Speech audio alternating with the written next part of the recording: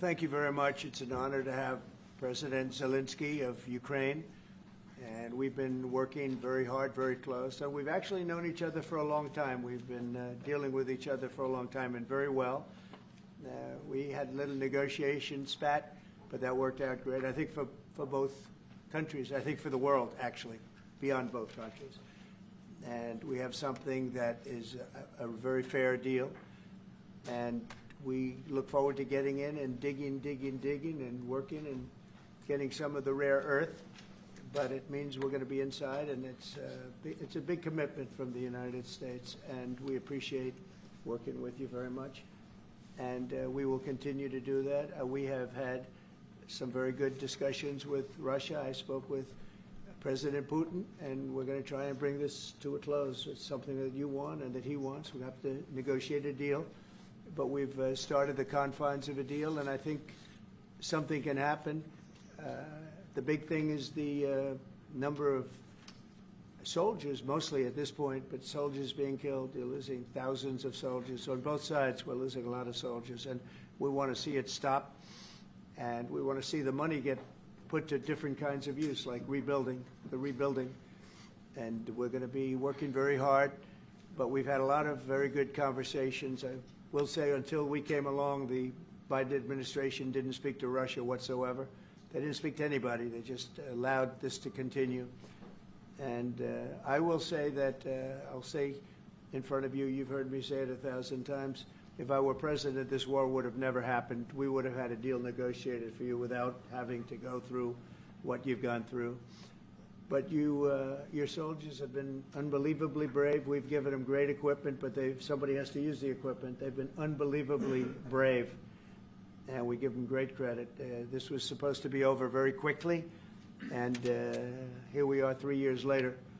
So I give tremendous credit to your generals and your soldiers and yourself in the sense that it's been very hard fighting, very tough fighting. They're great fighters. And you have to be very proud of them from that standpoint. But now we want to get it over with. It's enough, right? We want to get it over with. So it's an honor to have you here. Thank you very much for coming. We're going to sign the agreement at the conference in the East Room in a little while, right after lunch. And we'll be having lunch together. We're also discussing some other things. And we appreciate everybody being here. It's somewhat of an exciting moment, but the really exciting moment is when they stop the shooting and we end up with a deal. And I think we're fairly close to getting that, and an honor to have you. And please, if you'd like to say something. Yeah, thank you so much, Mr. President. Thank you for the invitation. And really, I hope that this first document, will be first step to real security guarantees for Ukraine, our people, our children.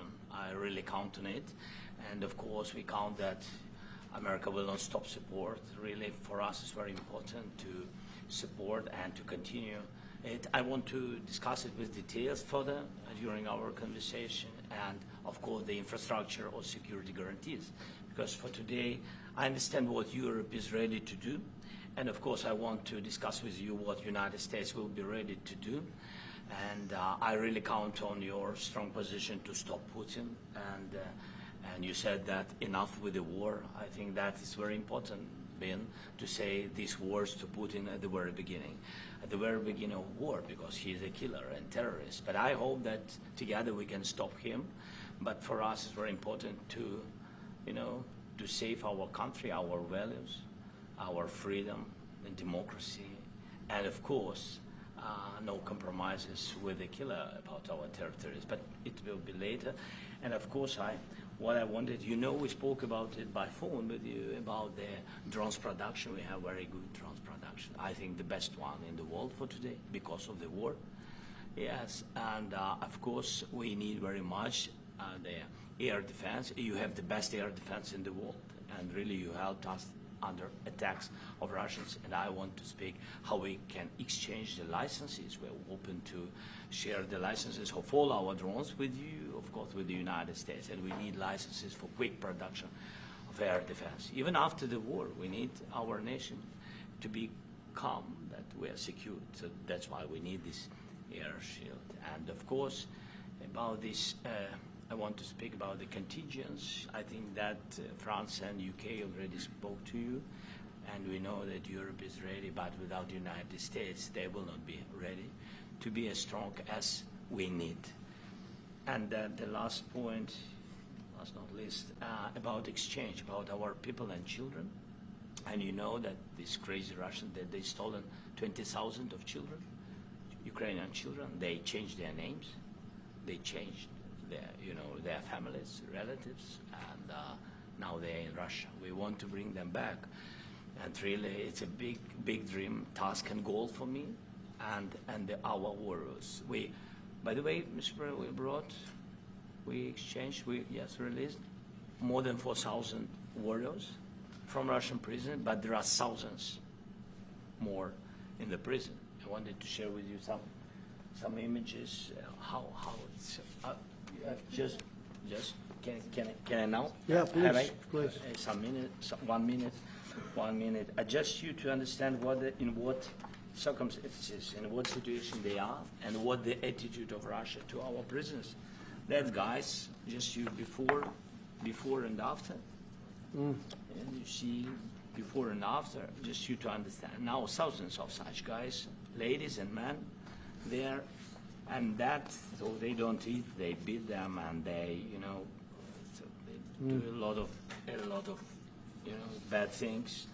So out of, even during the war, there are rules. Everybody knows there are rules during the war. So these guys, they don't have any rules. You see that 50, 60 kilograms left, and a lot of such things. And I didn't want to show you what the changes with images of children, because I will just share with you. And, I mean, it's looking tragic. Yep, that's tough stuff. Yeah, I wanted very much to give you, and you see it. Yeah.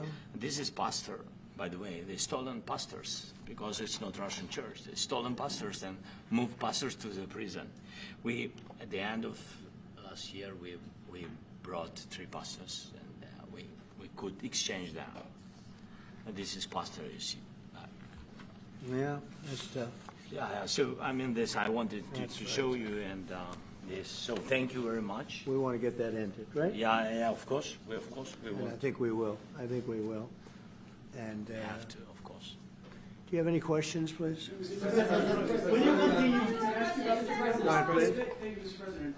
With the, how much money is the U.S. going to put into the fund that is being created today, and how does this provide long-term security for Ukraine? Well, we don't know exactly how much, because we're going to be putting some money in a fund that we're going to get from the raw earth that we're going to be taking and sharing in terms of revenue. So it's going to be a lot of money will be made from the sale and from the use of raw earth. And as you know, our country doesn't have much raw earth. We have a lot of oil and gas, but we don't have a lot of the raw earth. And what we do have is protected by the environmentalists, but that could be unprotected. But still, it's not very much. They have among the best in the world in terms of raw earth. So we're going to be using that, using it for all of the things we do, including AI and including weapons and the military, and it's really going to very much satisfy our needs. So it's something that just worked out really well. We have a lot of oil, and we have a lot of gas, we have a lot, but we don't have raw earth.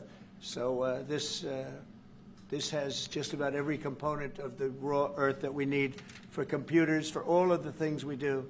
This puts us in great shape. And on long-term security for Ukraine, how does this provide? I think they're going to have great luck. I think once we make the agreement, that's going to be 95% of it. They're not going to go back to fighting. I've spoken with President Putin, and I feel very strong. I've known him for a long time, and I feel very strongly that they're very serious about it, and we'll make a deal. And when the deal is made, I don't think we talk about security. Everyone's talking about the other day, all they talked about was security. I said, let me make the deal first. I have to make the deal first. I don't worry about security right now. We have to have a deal, because right now, last week, 2,000 soldiers died on both sides. 2,000. And they're losing 1,000, 2,000, 3,000 a week. So as we sit here and we talk, people are getting shot and dying on the battlefield. And, they're not American soldiers, but they're Russian soldiers and they're Ukrainian soldiers, and we want to be able to stop it. And we want to be able also to spend money on other things. We don't want to, this is a tremendous amount of money. And what the Biden administration did was terrible. They were giving money, but he had no security on the money. Europe, as you know, gave much less money, but they had security. It was in the form of a loan. They get their money back, and we didn't. And now, at least we're protected because the American taxpayer has to be protected too. But this is an incredible agreement for Ukraine because we have a big investment in their country now. And what they have, very few people have. And we're able to really go forward with very, very high-tech things and many other things, including weaponry that we're going to use in many locations, but that we need for our country. This allows us to do that. Will you continue? Yeah, I'm sorry. Can I? Military aid. Yes, go ahead, please. If Yeah. I can just yes. In the document, there is one of the very important points. If we speak about business and investment, we never had LNG terminals in Ukraine. This document will open. I mean, the next documents, but anyway, here we President Zelensky, do you feel like the U.S. is on your side? That the President Trump is on your side at this moment? What do you think? He wants to know, do you think that, sort of a stupid question. I guess we wouldn't be here if I wasn't. You know. But I think that the United States on our side from the very beginning of occupation, and I think that President Trump on our side, and of course, I'm sure that the United States President will not stop support. This is crucial for us. It's important for us. Yes. And Putin, the president speaks about the people and the soldiers which are dying, but they came to our territory, they came to our land. They began this war, and they have to stop. And I think this is the question, was really the most important question. Can President Trump, I hope yes, with some other allies, to stop Putin, withdraw these enemies, our enemy, withdraw these troops from our land? And I think that you asked about the history. I think that if President, or when, he will stop Putin, if President Trump will bring peace to our country, I think he will be on this wall. we've had very, very good talks. What about military aid to Ukraine? President Zelensky just said that there'll be no compromises with Vladimir Putin. I just wanted to ask both of you. Firstly, are there compromises that you think that President Zelensky is going to have to make? And President Zelensky, is there anything that you think that you may be able to offer or bring to the table, for example, elections? Thank you. I think you're going to have to always make compromises. You can't do any deals without compromises. So certainly he's going to have to make some compromises, but hopefully they won't be as big as some people think you're going to have to make. That's all. It's all we can do. I'm here as an arbitrator, as a mediator to a certain extent between two parties that have been very hostile. To put it mildly, they've been very hostile. There's been a vicious war. There's been a vicious war. You know, it's a very level battlefield, and those bullets go out, and as I've said many times, we were talking about it with Pete, many times the only thing stopping those bullets is a human body. And in the case we're talking about, generally young human bodies are stopping a lot of bullets. It's dead level. That's why it's great farmland. It's great land. It's great farmland, but there's very little protection against the bullets that are being, and other things that are being shot. So all I can do is see if I can get everybody at the table and get an agreement. And I think we're going to end up with an agreement. Otherwise, I wouldn't probably be even here today. Mr. President, I've got two questions for you. You think ultimately your legacy will be the peacemaker and not the president that led this country into another war and ended foreign wars? And I've got a question. I hope it will. I mean, I hope I'm going to be remembered as a peacemaker. This would be a great thing if we could do this. I'm doing this to save lives more than anything else. Second is to save a lot of money, but I consider that to be far less important. So I hope I'm going to, thank you, Brian, for that question. It was a nice question. I hope I'll be known and recognized as a peacemaker. This would be a great thing to solve. This is a very dangerous situation. You know, this could lead to a third world war. This was headed in the wrong direction. If this election were lost, if we didn't win this election, and by the way, we won it by a lot. That was a mandate. We won every swing state. We won the popular vote by millions and millions of votes. We won everything.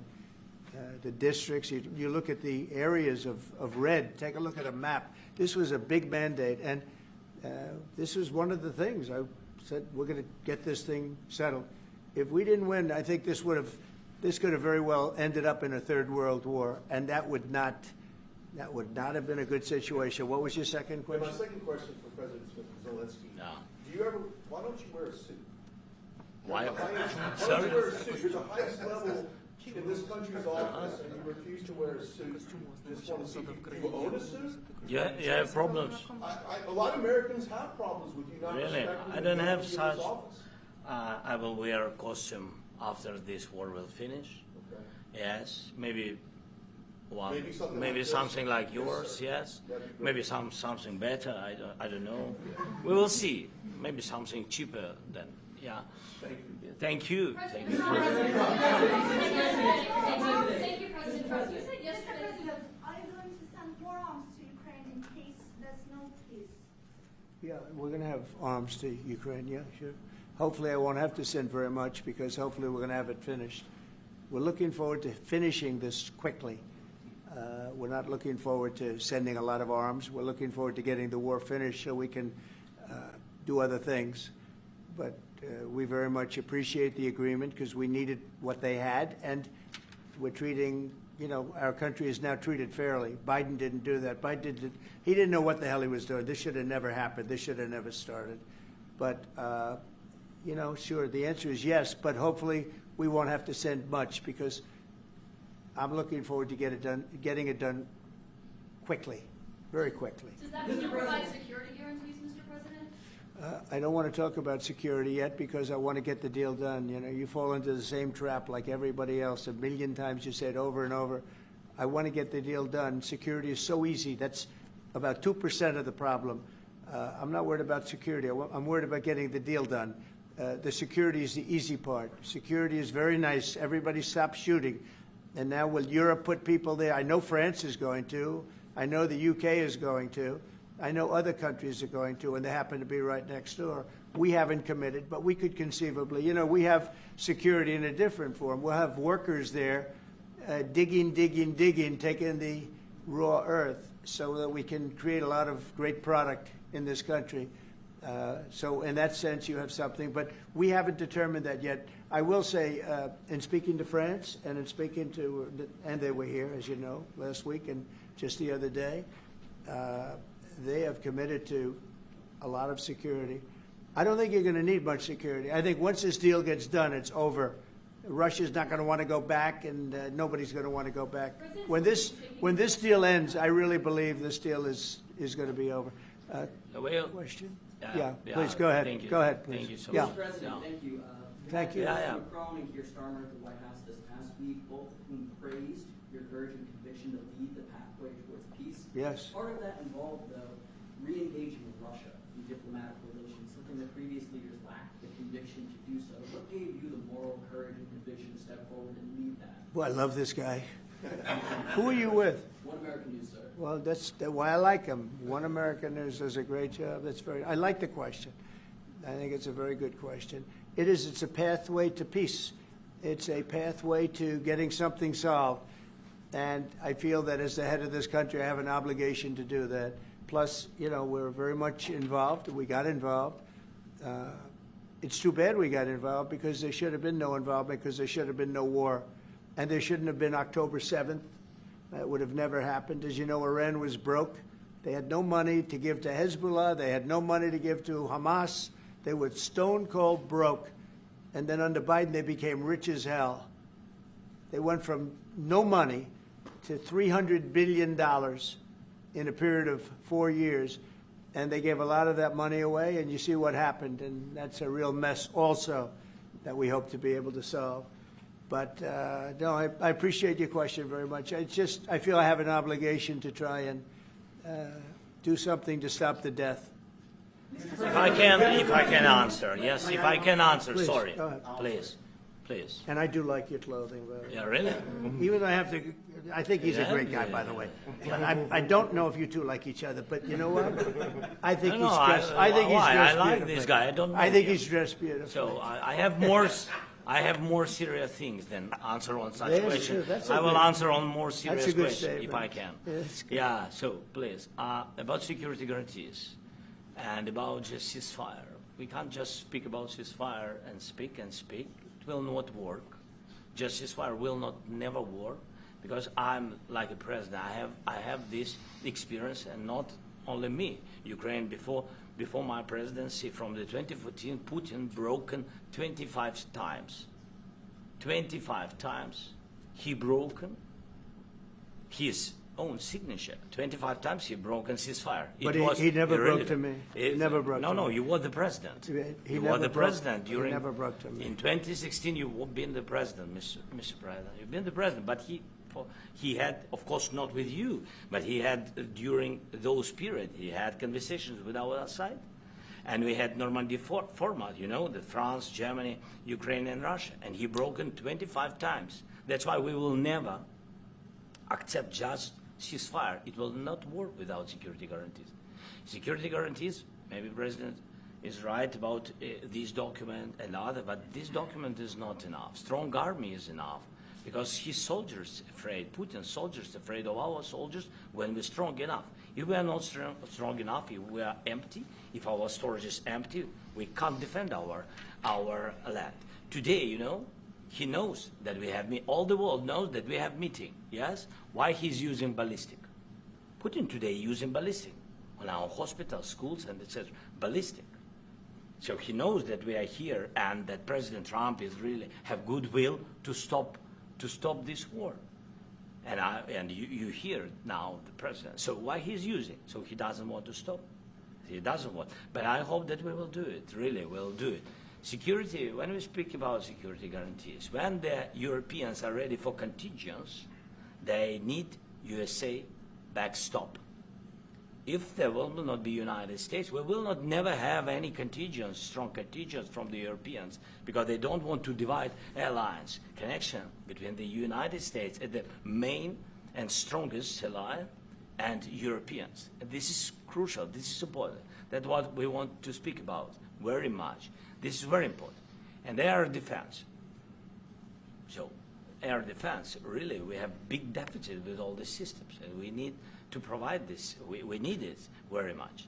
Otherwise, Putin will never stop, and will go further and further. He doesn't want. He hates us. You know, it's not about me. He hates Ukrainians.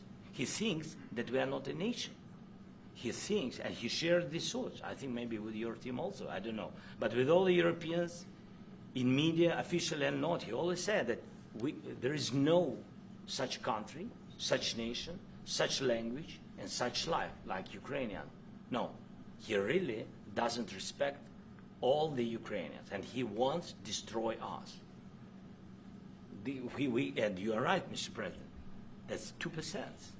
This document, maybe other documents, it's a very good start, very good, but it will not enough to stop this person. Should Russia change its Mr. President, may I one more question, please? Yeah, go ahead. I asked President They have to Zelensky pay. this question. You This didn't is like the rule. because- This is the rule of because the I- war. I'm This is sorry. the rule of the war. During all the centuries, all the history, this is the rule of the war. Who began, those pay. This is the rule. Putin began this war. He has to pay all money for innovation. He has to pay. Of course, some Russian assets, what we have in Europe, about 300 billion, we can use them. We can use for innovation and buy military support from the United States also. We can do it, but it's not enough.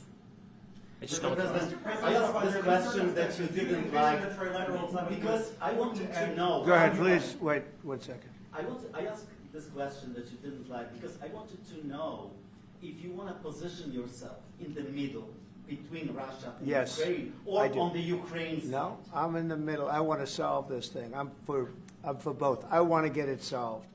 And it's wonderful to speak badly about somebody else, but I want to get it solved. If we can solve it, great. If we can't solve it, they're going to have to fight it out, and who knows what's going to happen. But I want to see it get solved. May I follow up? One more question about U.S. troops in Europe. After Russian invasion of Ukraine, your predecessor sent additional troops to Eastern Europe, including Poland, my country. Yeah. Are you committed to keeping these troops on the eastern flank of NATO in the future? I'm very committed to Poland. I think Poland has really stepped up and done a great job for NATO. They, as you know, they paid more than they had to. They are one of the finest groups of people I've ever known. I'm very committed to Poland. What about Baltics? Poland's in a tough neighborhood, you know. What about the Baltics? The Baltics, they got a lot of, it's a tough neighborhood too, but we're committed. We're going to be very committed, and we're committed to NATO. But NATO has to step up, and the Europeans have to step up more than they have. And I want to see them equalize, because they are in for far less than we're in, and they should be at least equal. You understand that? Why is the United States, we have an ocean in between, why is the United States in for so much more money and other things as Europe? With that being said, and as you said, they've also been obviously very helpful. But we have put in far more than they have, and I think they should equalize. Yeah, please, go ahead. About the agreement again today, what changed between the first time that Secretary Bessent gave President Zelensky the agreement and today for the signing? We made a deal. So What was the I'm just, deciding factor? I'm a business person. We made a deal. That's what changed. I didn't think we were going to make a deal, and we ended up making the deal. So that changed. You know? Mr. President, what and how do you envision a trilateral summit with President Zelensky and? I don't know, but it's, well, they don't like each other. I can tell you that. Okay, they do not like each other. This is not a love match, and it's unfortunate. That's why you're in this situation. The United States should not have allowed this to happen, okay? The United States, run by a man that didn't know much, I'm going to be very nice, run by an incompetent person, very incompetent person, should never have allowed this to happen. I've stopped wars. I've stopped many wars. My people will tell you, I stopped wars that nobody ever heard about. I stopped wars before they ever started. You can look at some of, I could give you a lot of nations that would tell you right now they were probably going to war. I could tell you right now there's a nation thinking about going to war on something that nobody in this room has ever even heard about. Two smaller nations, but big, still big. And I think I've stopped it. But this should have never happened. Mr. President, About sorry, just a second. About any negotiations. First of all, I want really to tell you, and I think that everybody understands that Ukraine, more than Ukrainians, nobody wants to stop this war. But at the future, any negotiations, it's understandable that two sides of the war, not Russia and the United States, because this is not the war between Russia and the United States. This is a war of Russia against Ukraine and Ukrainian people. So these two sides will be at the anyway will be at the negotiation table. Then of course United States, like the strongest partner of the Ukraine, and of course Europe. I think Europe is very important. I want to speak about it with the President. Yes, Europe is very important for us because we really defend Europe for today. All Europeans really recognize that we are defending the line, and they have real life, and our people are dying. That's why they helped us. And also, it's about the NATO.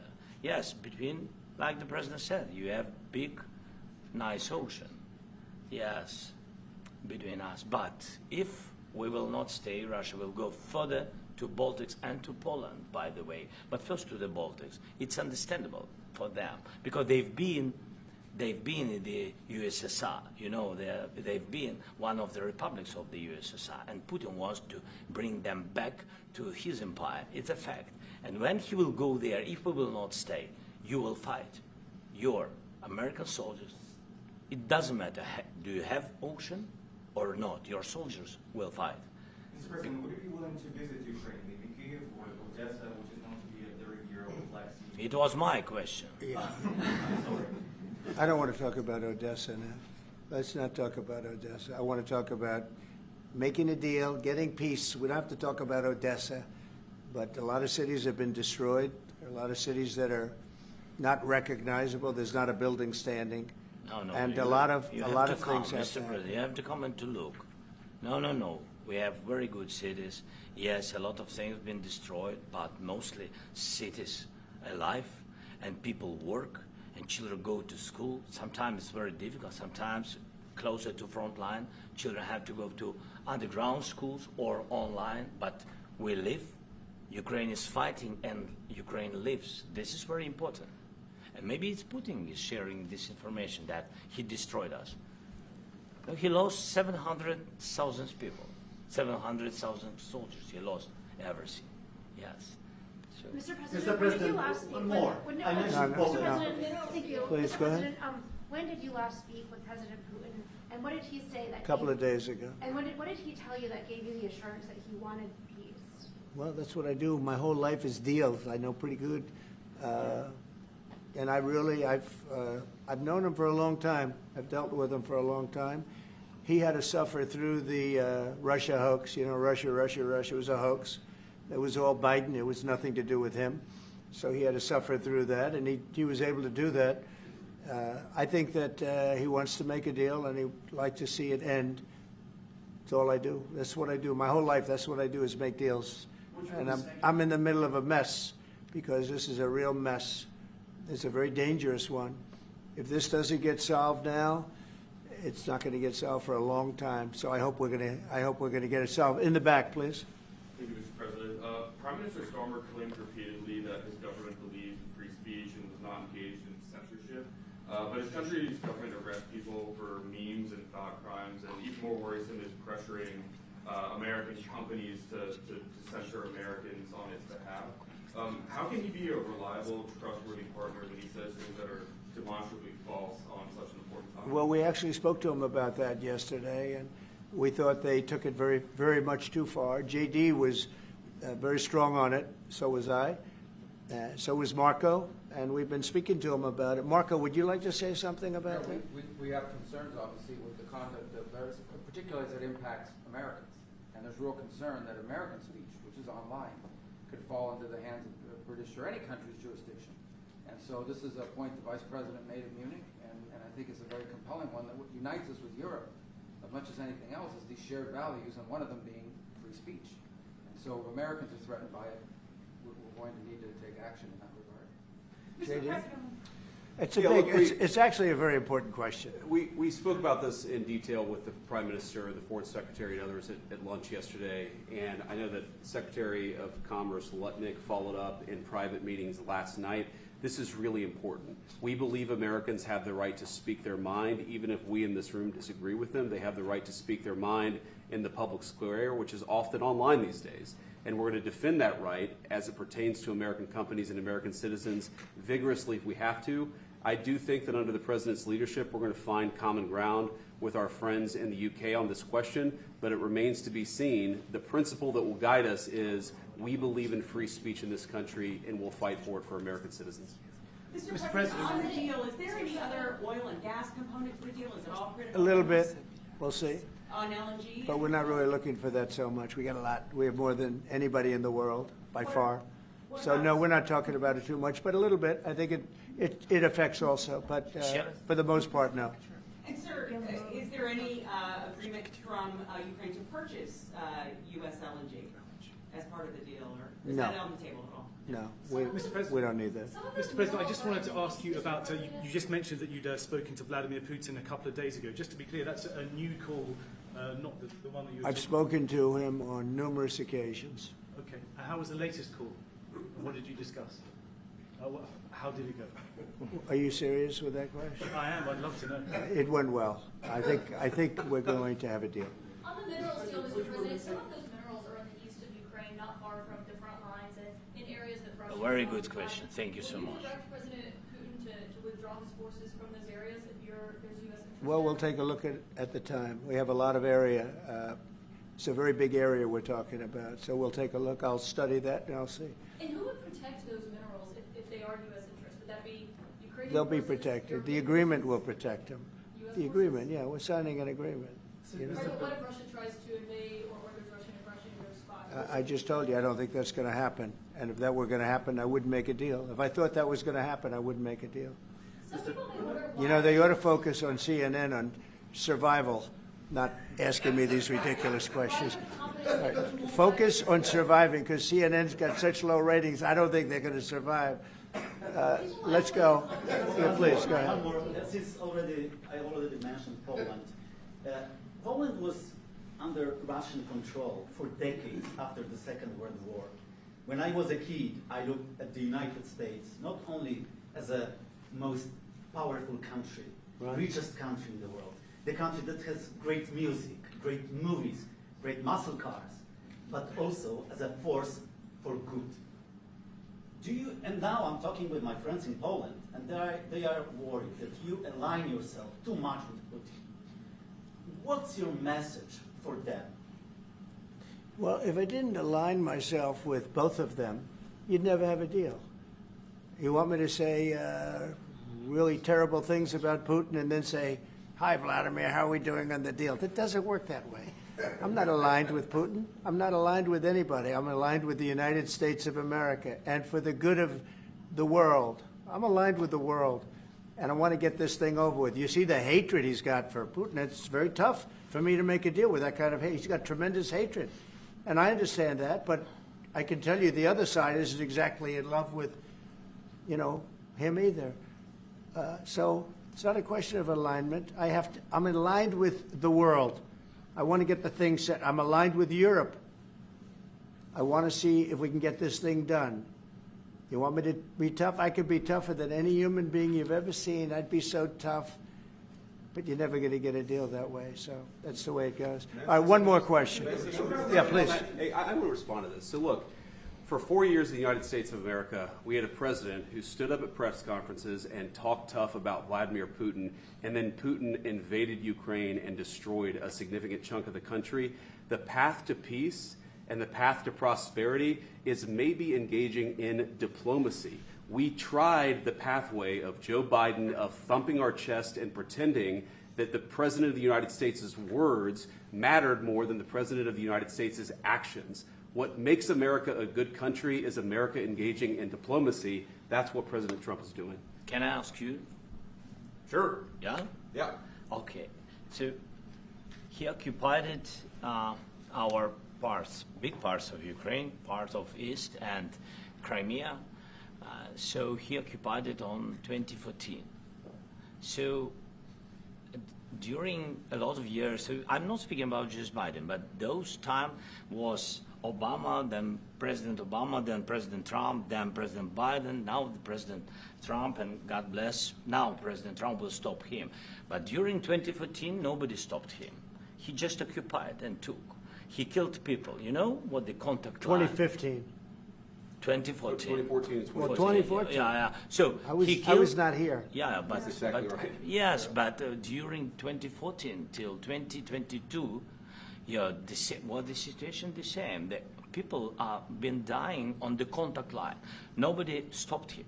You know that we had conversations with him, a lot of conversation, my bilateral conversation, and we signed with him, me, like a new president.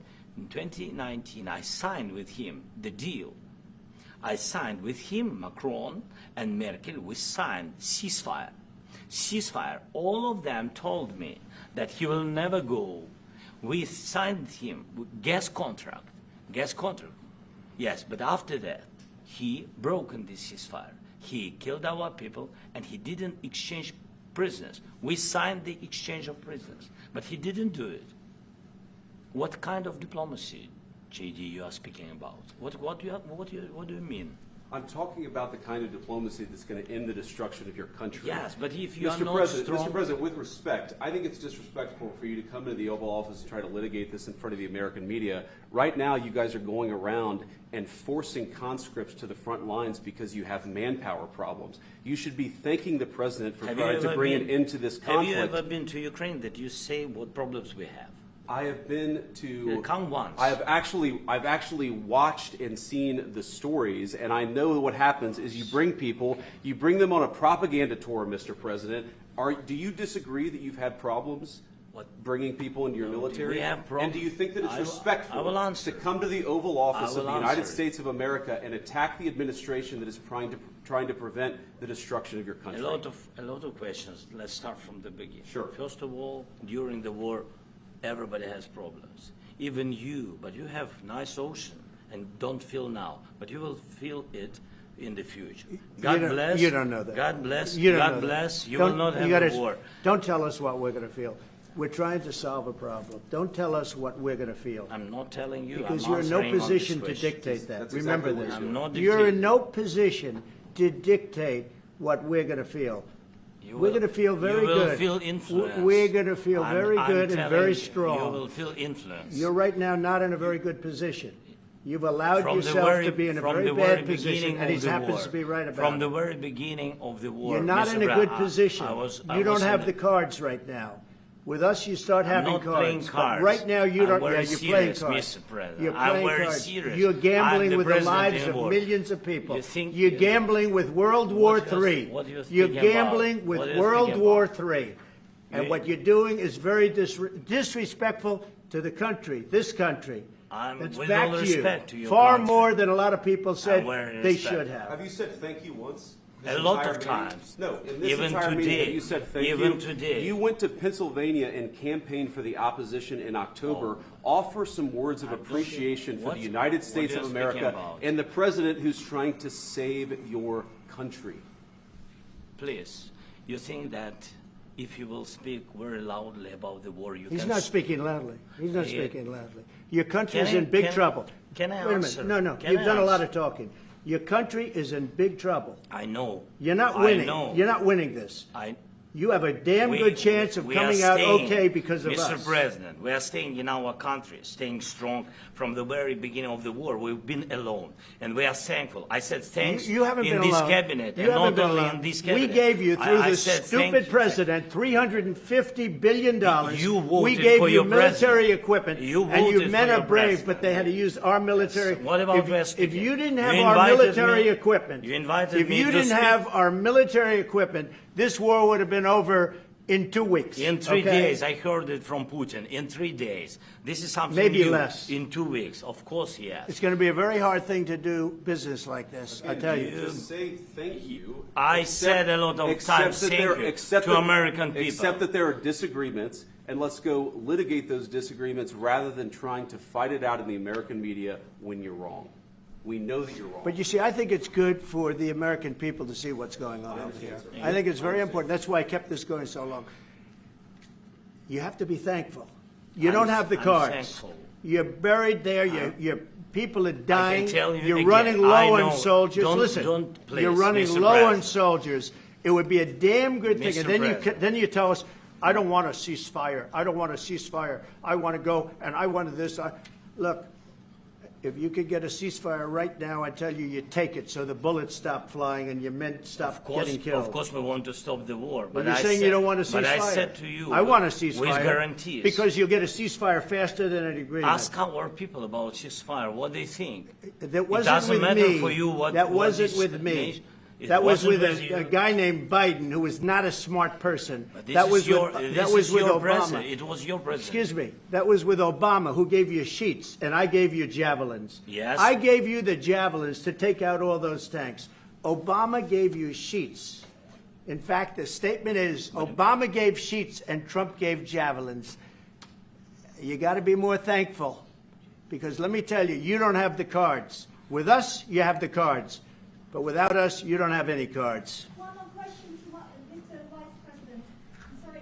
Going to be a tough deal to make, because the attitudes have to change. What if Russia breaks ceasefire? What if Russia breaks peace talks? What do we do then? I understand that it's a heated conversation right now. What are you saying? What if She's asking, what if Russia breaks the ceasefire? What if anything? What if a bomb drops on your head right now? Okay? What if they broke it? I don't know. They broke it with Biden because Biden, they didn't respect him. They didn't respect Obama. They respect me. Let me tell you, Putin went through a hell of a lot with me. He went through a phony witch hunt where they used him and Russia. You ever hear of that deal? That was a phony Hunter Biden, Joe Biden scam. Hillary Clinton, Shifty Adam Schiff. It was a Democrat scam. And he had to go through that. And he did go through it. We didn't end up in a war. And he went through it. He was accused of all that stuff. He had nothing to do with it. It came out of Hunter Biden's bathroom. It came out of Hunter Biden's bedroom. It was disgusting. And then they said, oh, the laptop from hell was made by Russia. The 51 agents. The whole thing was a scam. And he had to put up with that. He was being accused of all that stuff. All I can say is this. He might have broken deals with Obama and Bush, and he might have broken them with Biden. He did, maybe. Maybe he didn't. I don't know what happened. But he didn't break them with me. He wants to make a deal. I don't know if you can make a deal. The problem is I've empowered you to be a tough guy. And I don't think you'd be a tough guy without the United States. And your people are very brave. But you're either going to make a deal or we're out. And if we're out, you'll fight it out. I don't think it's going to be pretty, but you'll fight it out. But you don't have the cards. But once we sign that deal, you're in a much better position. But you're not acting at all thankful. And that's not a nice thing. I'll be honest, that's not a nice thing. All right, I think we've seen enough. What do you think? Huh? This is going to be great television, I will say that. All right. We'll see what we can do about putting it together. Thank you. Thank you.